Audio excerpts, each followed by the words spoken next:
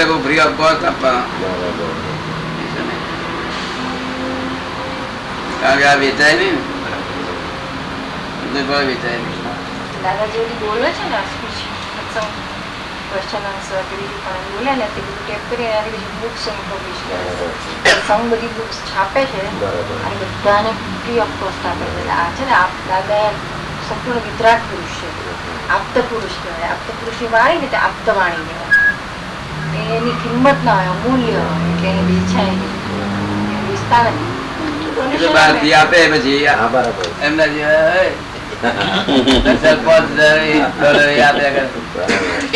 એમને $5,000 ચાલે પણ પૈસા ના લેવાય. અમારી વાણી વેચાય નહીં. એક ચોપડી $500 વેચાય નહીં. એટલે બધું આવું 12 મિનિટ 2-3 લાખના પુસ્તકો ફ્રી ઓફ.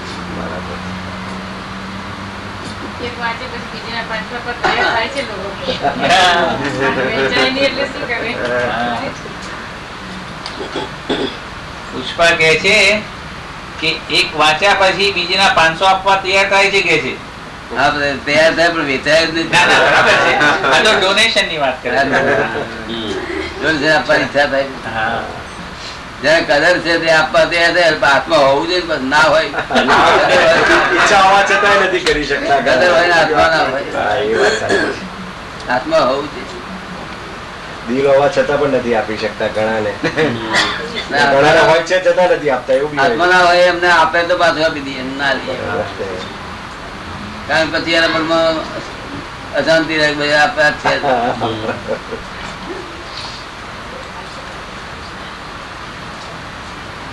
અમારું કામ અમે માગવાનું નહીં.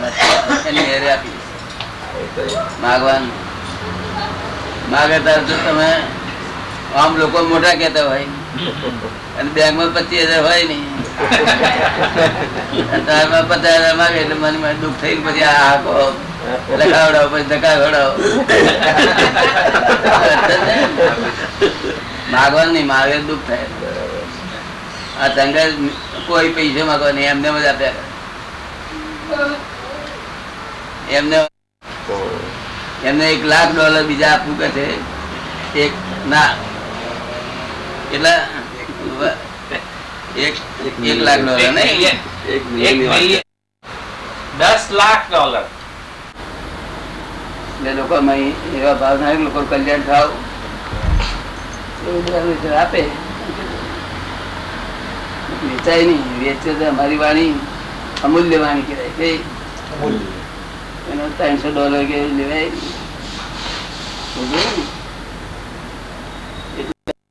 અમૂલ્ય. બીજી બધી મૂલ્યવાળી બધી વાણી મૂલ્યવાળી, અમૂલ્ય ના કહેવાય. અમૂલ્ય એવું. ચાલો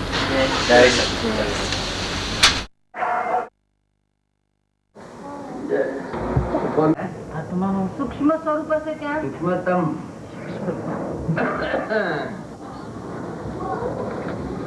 એવું સ્વરૂપ કે અગ્નિ હરકતી હોય ને તેની આરપાર નીકળી જાય, દજાય નહીં. અગ્નિ બળબડ સરકતી હોય એની આરપાર નીકળી જાય, દજાય નહીં.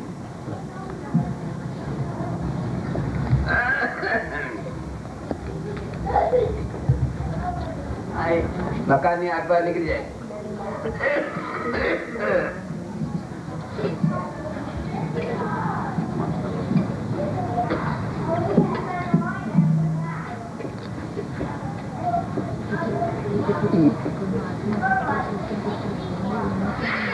આ તમે કર્મ બાંધેલા જ ને? શું બાંધેલા ખબર નથી દાદા. કર્મ તો બધા ઘણા સારા ખોટા બાંધ્યા હશે. ખબર નથી. કર્મ તો ઘણા બાંધ્યા છે, સારા ખોટા. તમે બાંધેલા કહો કે આ શરીર નિમિત્ત બનેલું. મને એવી કઈ સમજ નથી તમારા પ્રશ્નની, પણ હું એટલું કહું કે આ શરીર વડે બંધાયા છે. મને એવી ખબર નથી પડી કે કોણ બાંધે, પણ આ શરીર વડે બંધાયા છે. આ શરીર વડે કર્મો બંધાયા છે.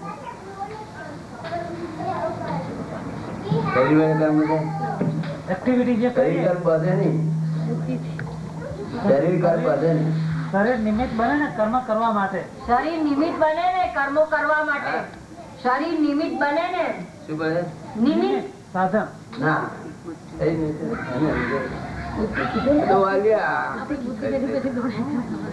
શું લે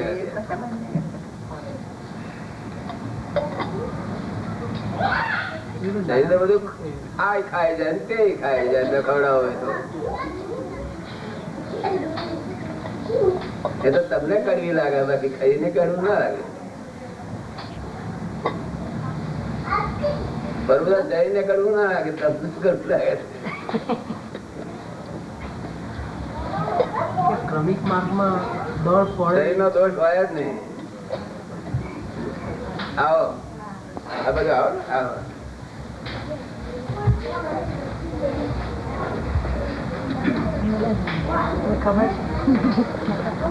જય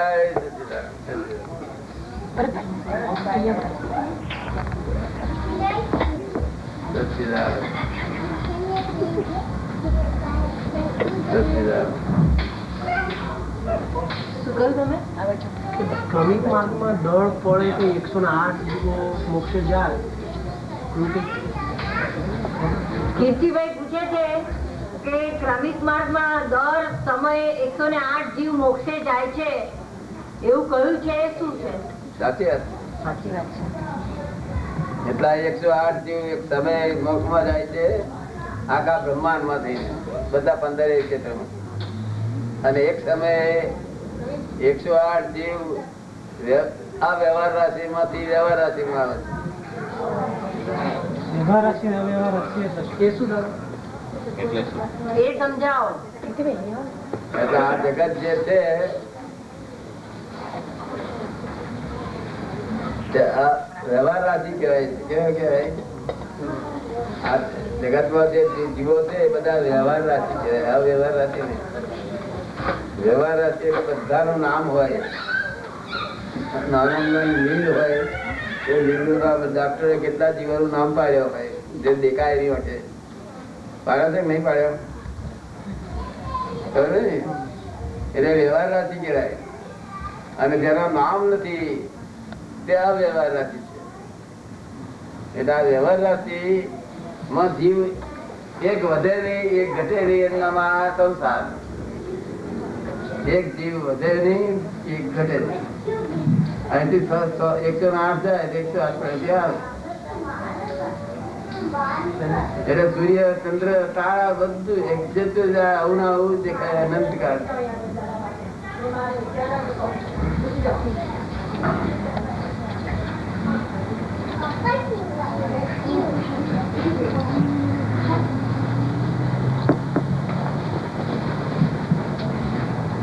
મીરુબેન, દાદાને પૂછો ને અલઘુ ગુરુ ને લઘુ ગુરુ સ્વભાવ એ શું છે, એની સમજ પડે જે આપણે ઘણી.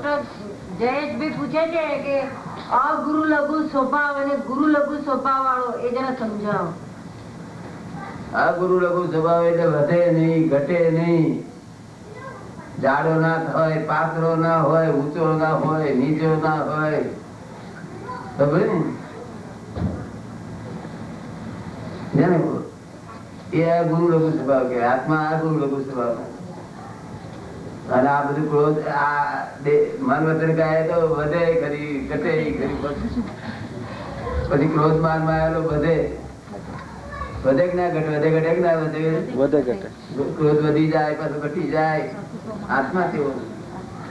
એટલે તમે શું અમે સમજ પાડીએ છીએ કે ક્રોધ માન માં આવેલો આત્મામાં છે જ નહીં, એ જુદી વસ્તુ છે.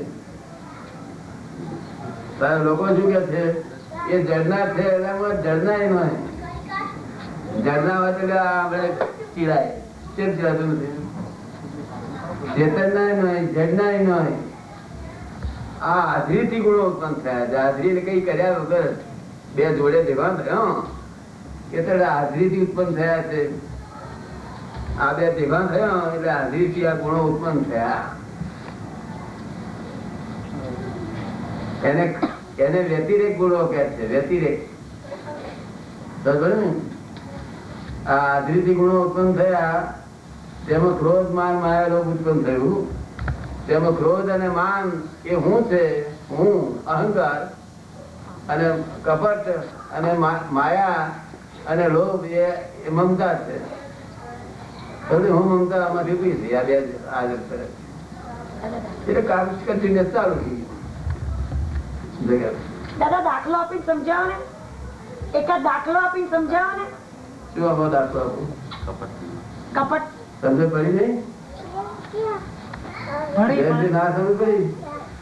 જરા ખુલાસાવાર સમજાવો તો વધુ સમજ. એની હાજરીથી ગુણ ઉત્પન્ન થતા એવા દુનિયામાં તમે બીજી કઈ જોયેલા ખરા? એ તમને દાખલો આપું.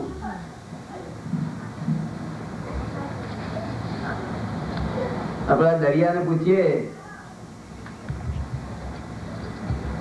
કે તું વરાળ કેમ ઉત્પન્ન કરે છે? ભેજવાળી હવા ઉત્પન્ન થાય ને વરાળ કરવાથી. તારે શું કે દરિયો શું જવાબ આપે? સૂર્યની ગરમીથી થાય છે. શું કે છે અક્કલવાળા પૂછે? સૂર્યની ગરમીથી. શું કે છે? સૂર્યની ગરમીથી પાણી ભેગું થવાથી વરાળ ઉત્પન્ન. સૂર્યની ગરમીથી થાય છે ને? પાણી ને સૂર્યની ગરમી ભેગી છે માટે. એટલે દરિયાને પૂછે તું શું કયા કરું છું? વરાળ શું ઉત્પન્ન કરું છું? શું કહે અમને? શું કે હું નથી કરતું, આ સૂર્ય કરે છે. હું જો કરતું હોત, હું જો વરાળ કરતો હોત તો રાત્રે પણ હું કરું કે શું કે છે? એ પોતે કરતા હોય તો રાત્રે કરે કે ના કરે? હે? એટલે આપડે એને છોડી દઈએ સૂર્ય નું પકડીએ. ત્યાં જ કર્યું આ બધું વરાળ. ત્યાં કેમ વરાળ ઉત્પન્ન કરી? હું જો કરતો હોઉં તો પ્લેટો પર હું કરું કે શું કે છે? તમે સમજાય છે ને? દરિયા એકલા નહીં, પ્લેટો પર હું ઉત્પન્ન કરું જો હું જ કરતા હોઉં તો. એટલે બે જણા આ બે ની હાજરીથી ઉત્પન્ન થનારો ગુણ છે. કેવા છે? બે ની હાજરી. તમે સમજાયું? વૈજ્ઞાનિક છે, આ લખતો વૈજ્ઞાનિક છે, આ ધર્મ વૈજ્ઞાનિક છે, તીર્થંકરો વૈજ્ઞાનિક હતા. આ જગતમાં હજુ એક સ્ટેન્ડ પણ સમજાયા નથી. આ લોકો બધા આચાર્ય વાતે ભર્યા પણ એમાં સ્ટેન્ડ સમજ્યા નથી એમને. એનું જો અમને કલ્યાણ થઈ જાય. તમે સમજાયું? બે ની હાજરીથી ઉત્પન્ન થનારા ગુણ. એવી રીતે આ જગત બે ની હાજરીથી ઉત્પન્ન થનારા ગુણ. ભગવાન ને ઈચ્છા થઈ જગત રચવાની. આવું લખ્યું મેં પુસ્તકમાં. શું લખ્યું? હું આ ઈચ્છા થાય એ તો ભિખારો હોય, જેને ઈચ્છા થાય ને ભગવાન કહેવાય કેમ? ભિખારો કહેવાય ના કહેવાય? ઈચ્છા થાય તો ભિખારો કહેવાય. એવું નથી. વૈજ્ઞાન થી પૂછેલું. બોલો સમજે ના પડી એટલે ઠોકા ઠોકી કરી લે આપી દો. પછી પાછું કે આમ બહુ શ્યામ, હું એકલો જુના બહુ થઈ જઉં છું. એવું બધું વિજ્ઞાન થી પૂરું થયું જગત.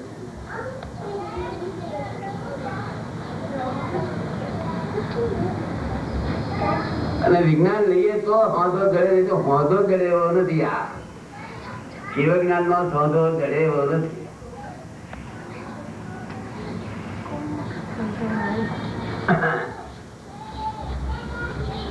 આ જડ અને ચેતન બે જેવું થયું એટલે બીજા આ ગુણો ઉત્પન્ન થયા. શું થયું? એ આમાં છૂટું પાડી આવીએ પછી એ ગુણો ધીમે ધીમે ઉડી જાય. શું તમને માન્યા મારી હું શું મારું જ છે એ ગુણો બરો એક્ઝેક્ટ કામ કરવા મળ્યા. શું કહ્યું? અને તમે તો મારું ના હું ના એ છૂટા થઈ.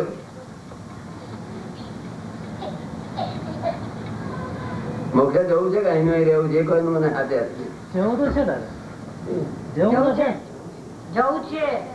એના વિના શાંતિ મળવાની છે તો નહીં જવું. કે એના વિના શાંતિ મળવાની છે તો ના જવું. એના વિના શાંતિ મળવાની છે તો ના જવું. શાંતિ ક્યારે મળે? કોઈ પણ માણસ ડિપેન્ડન્ટ હોય એ સુખી હોય ખરો? આ બધું જગત ડિપેન્ડન્ટ છે. અવલંબન વગર જીવે જ નહીં, જીવી ના શકે. તમે સમજાય છે ને? મોક્ષ એટલે ઇન્ડિપેન્ડન્ટ.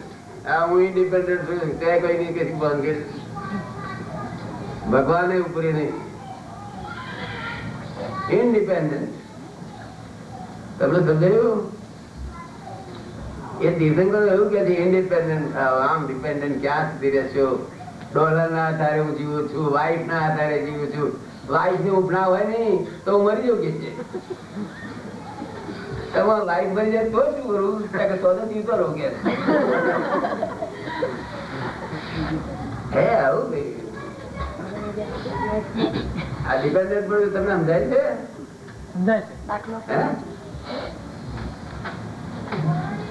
ઘર હોય તો ઘર હોય જીવાય, ભણ હોય જીવાય. આત્મા કાયમ જીવતો જ છે, એને કશું જરૂરિયાત જ નથી. તું આત્મા થઈ જા. સંસારમાં જન્મે એટલે સંસારની જવાબદારી નો જરૂરિયાત એ ડિપેન્ડન્ટ પણ છે. જરૂરિયાત કઈ પણ જરૂરિયાત જરૂરિયાતની જવાબદારી પણ છે. એમ કે પણ સંસારમાં રહ્યા એટલે જવાબદારી તો રહે ને. તમે નથી સંસારમાં રહ્યા. તમે ક્યાં રહ્યા સંસારમાં? સંસારમાં પેલા સાધુઓ રહ્યા છે. તમે કેવું સંસારમાં રહ્યા? ના સમજાય દાદા. ના સમજાયું, ના સમજાયું.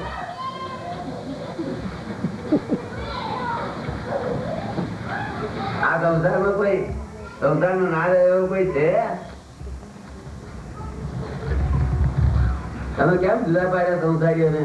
તમે સંસારમાં જુદા કેમ પડો છો? બીજી કોઈ જાત તમે જોઈ સંસારમાં ના હોય એવું કોઈ? સાધુ મહાત્મા, સાધુ મહાત્મા, સાધુ મહાત્મા એ બધા ઠંડા થાય ને બધા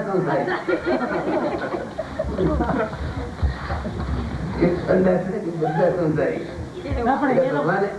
ભગવાને ભેદ પાડ્યો. ભગવાનને પૂછ્યું, ભગવાન કેટલા પ્રકારના જીવ કે છે? કે 2 પ્રકારના જીવ, એક સંસારી અને એક સિદ્ધ.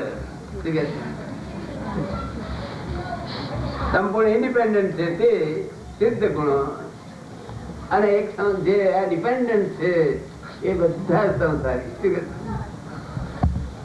તમને નથી એવું લાગતું? થોડું ઉતરે છે, થોડું ઉતરે છે દાદા. થોડું ઉતરે છે, થોડું ઉતરે છે.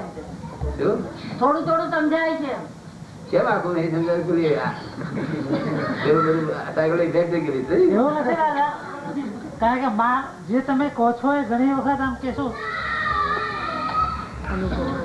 સરળ લાગતું નથી એમ, અથવા સ્વાભાવિક લાગતું નથી એમ, બિન સ્વાભાવિક લાગે છે. એટલે કેટલું તમે કહો છો તે સ્વાભાવિક લાગતું નથી, બિન સ્વાભાવિક લાગે છે.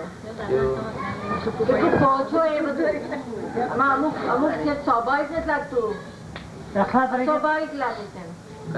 દાખલા તરીકે તમે એમ કહ્યું કે સાધુ મહાત્માઓ પણ સંસારી કહેવાય. સાધુ મહાત્માઓ પણ સંસારી કહેવાય, મને ના એ ત્યાગી કહેવાય, ગૃહસ્થી ના કહેવાય. તમે સાગર કહેવાય ને અણગાર કહેવાય. શું ખબર ને? એ સંસારી નથી એવું કોઈ કહેવાય જ ને. સંસારી ડિપેન્ડન્ટ માત્ર સંસારી. કઈ માં આટલો ડિપેન્ડન્ટ હોય કે આટલો ડિપેન્ડન્ટ હોય. શું નામ જોઈ તમે સમજાયું? એ ત્યાગી કહેવાય, અણગારી કહેવાય. તમે સાગાર કહેવાઓ. તો તમે સમજાયું? એ તો એ સાધુ લોકો એ પોતાની મહત્વ વધારવા ઠોકી બેહાડેલું કે તમે સંસારી ને હું અમે નહીં. તમે કોણ ઠંડા થઈ જતા હવાનું પણ 1.5 ડ્રમ કરો છો તે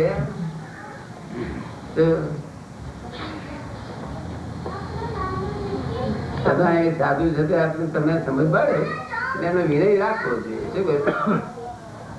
બાકી એક અમે સંસારી નથી એ તો માન્યા ક્યાં? ડિપેન્ડન્ટ માત્ર સંસારી. શું કહ્યું? ડિપેન્ડન્ટ ખરા નહીં? એ બાપજી ને આપડે કહીએ કે તમે કહો છો એ વાત અમને ગમતી નથી, તમારી સાચી વાત નથી, તો બાપજી શું છે? અનુભવ નથી એટલે શું કહું? એનો અનુભવ નથી એટલે શું કહું? ફેન મળે. ખરેખર એમાંથી ફેણ ના મારી શકાય ને, ગુસ્સે ન થવાય ને. ખરેખર